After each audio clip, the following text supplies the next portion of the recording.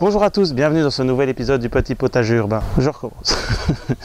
Bonjour, bienvenue à tous dans ce nouvel épisode du Petit Potager Urbain. Je vais profiter de cette vidéo pour vous expliquer un peu où en est le potager et voir avec vous ce qui a fonctionné et moins bien fonctionné. Allez, suivez-moi.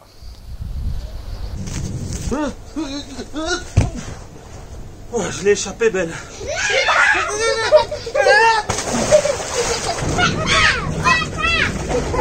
Allez, c'est parti! Et donc salut, bienvenue dans ce nouvel épisode.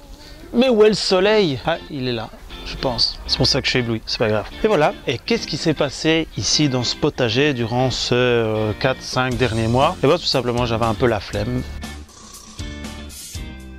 de faire des vidéos, mais là, je me suis dit que c'était quand même le moment d'en faire une petite parce que ça a vraiment trop poussé.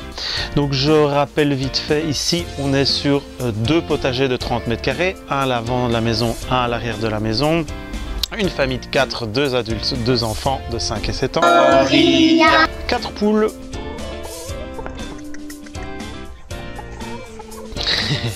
Donc depuis le début de la saison, on est déjà à plus d'une centaine de kilos de légumes récoltés. Évidemment avec les courges et tout ça, ça va beaucoup plus vite.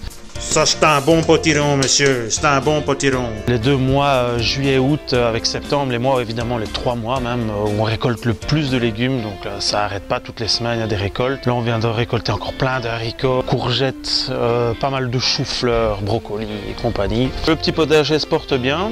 Et cette année, j'ai décidé de faire ça un peu autrement par rapport à l'année passée. J'ai décidé de ne pas pailler, donc pas mettre de paillage sur le sol.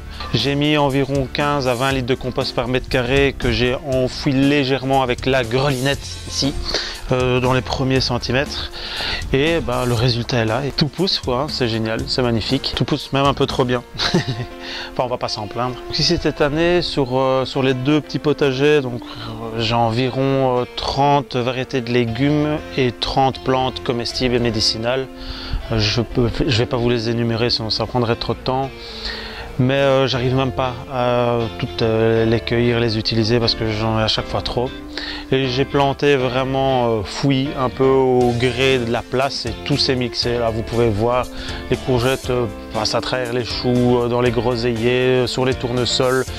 J'ai les courges serpents qui montent avec les murs, enfin c'est un gros bordel, un gros bazar comme on dit ici. Et ici derrière moi, un petit bonhomme qui n'a pas besoin d'eau pour arroser son potager. Au final, bah, on est très content, on trouve ce jardin magnifique, c'est vraiment un plaisir d'y passer un peu de temps en famille, d'y passer un peu de temps tout seul, juste de le regarder là quand on est sur la terrasse avec des amis. J'avoue que les années précédentes, j'avais vraiment envie comme dans toutes les vidéos, de mettre plein de paillage, de faire des associations et tout, mais ça me correspond pas.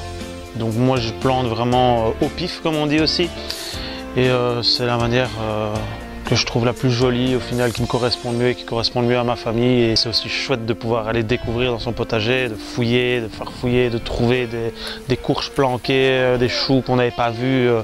Donc c'est vraiment génial. Après je pense que chacun doit trouver son type de potager. Il y a des gens qui aiment bien que ce soit bien rangé, il y a des gens qui veulent que ce soit paillé, il y a des gens...